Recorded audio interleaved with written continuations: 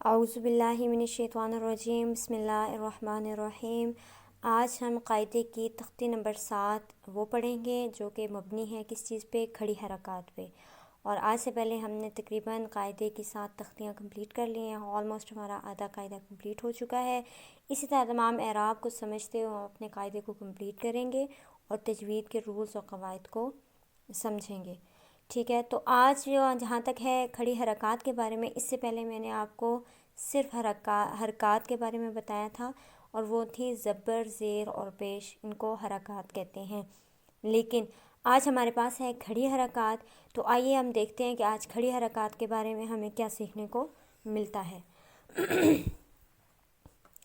سب سے پہلی چیز یہ آ جاتی ہے کہ کھڑی حرکات کسے کہتے ہیں۔ یہ آپ خود بھی کوشچن بنا کے بچوں کو بتا سکتے ہیں کہ بیٹا اپنی کاپی لیں اور اس پہ کوشچن لکھیں کہ کھڑی حرکات کسے کہتے ہیں، اور اس کا پھر آنسر بتائیں، اس طرح بچوں کو آسانی سے یاد ہو سکے گا۔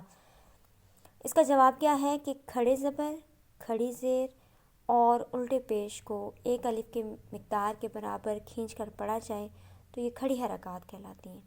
اب جو یہاں سے یہاں تک جتنی بھی ڈیٹیل لکھی ہوئی ہے، اگر آپ جو فیملر نہیں ہیں ان چیزوں سے وہ پڑھیں گے تو وہ کنفیوز ہو جائیں گے کہ اس میں تو 4-5 باتوں کو گھما پھرا کے بتایا گیا، لیکن وہ اپنے لحاظ سے انہوں نے اس لیے یوں بتایا ہے کہ جب ہم ان چیزوں کو سٹیپ وائز فالو کرتے ہیں تو ہمیں ایک چیز اچھے طریقے سے یاد ہو جاتی ہے۔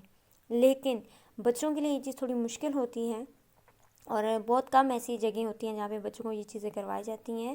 زیادہ تر بچوں کو صرف سبق پڑھا کے اور قاعدے کو کمپلیٹ کیا جاتا ہے، جو کہ ہماری سب سے بڑی غلطی ہوتی ہے۔ وہیں سے ہم بچوں کو تجوید کی اہمیت نہیں بتا سکتے، اور ہمارے بڑے بھی جو ہیں انہوں نے بھی تقریباً اسی طرح ہی قرآن پاک پڑھا ہوتا ہے۔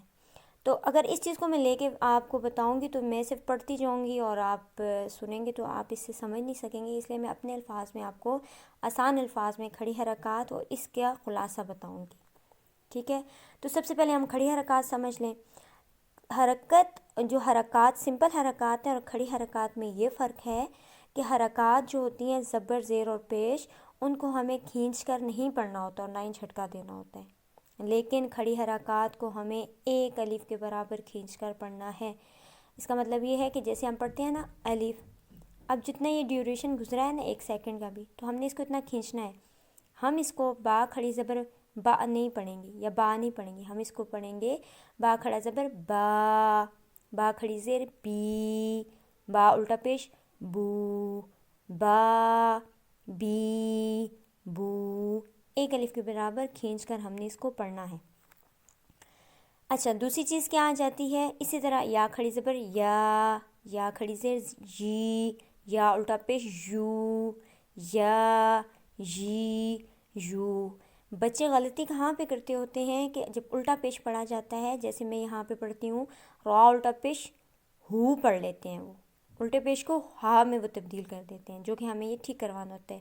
را الٹا پیش رو ہو سکتا ہے، ہو نہیں ہوتا۔ میم الٹا پیش منہ ہوتا ہے، ہو نہیں ہوتا ہے۔ یہ چیز آپ نے کلیئر خود بھی کرنی ہے اور بچوں کو بھی کروانی ہے۔ دوسری چیز یہاں پہ کیا آ جاتی ہے، اس میں سے جو پوائنٹ آتا ہے وہ یہ ہے کہ حرکات میں اور کھڑی حرکات میں بچوں کو بھی فرق بتانا چاہیے اور خود بھی سمجھنا چاہیے، اور اس میں یہی ہے کہ آپ بچوں کو پہلے حرکات والی پیش نکال کے با زبر با زیر بی، با پیش بو پڑھائیں، اور اسی طرح با کھڑا زبر با کھڑی زیر بی، با الٹا پیش بو، یعنی کہ حرکات میں ہم نے کھینچنا نہیں ہے اور کھڑی حرکات میں ہمیں ایک الف کے برابر کھینچ کر پڑھنا ہے، ٹھیک ہے؟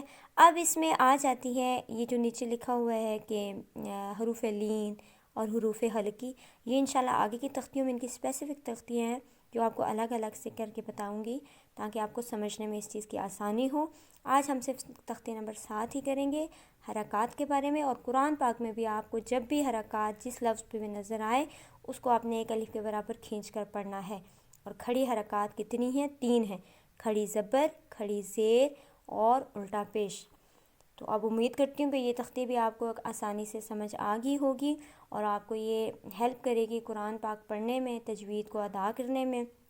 اور انشاءاللہ العزیز آگے کی جو تختی ہے، تختی نمبر 8، حروف مدہ اور لین، وہ تھوڑی سی مشکل ہے سمجھنے والوں کے لیے، لیکن سب سے امپورٹنٹ بھی ہے، اور سب سے زیادہ ہم غلطی کہاں پہ کرتے ہیں قرآن پاک میں؟ اس تختی کو فالو نہ کرنے پہ، ٹھیک ہے، تو انشاءاللہ اگلی تختی اسی پہ مبنی ہوگی. تب تک اس چیز کو سمجھیں، پچھلی تختیوں کو دہرائیں، تاکہ آپ گھر بیٹھ کے قرآن پاک کی تعلیم حاصل خود بھی کر سکیں اور بچوں کو بھی دے سکیں اور اپنے ارد گرد لوگوں کو بھی. اور یہ سب سے بڑی چیز ہوتی ہے صدقہ جاریہ. اللہ پاک کی کتاب کو اگر ہم لوگوں کو بتاتے ہیں پڑھنے کے لیے، تو اس سے بڑا اعزاز ہمارے لیے کیا ہوگا. ویڈیو اگر آپ کو پسند آئے تو اس کو سبسکرائب کریں، لائک کریں اور شیئر بھی کریں. جزاک اللہ. السلام علیکم ورحمۃ اللہ وبرکاتہ.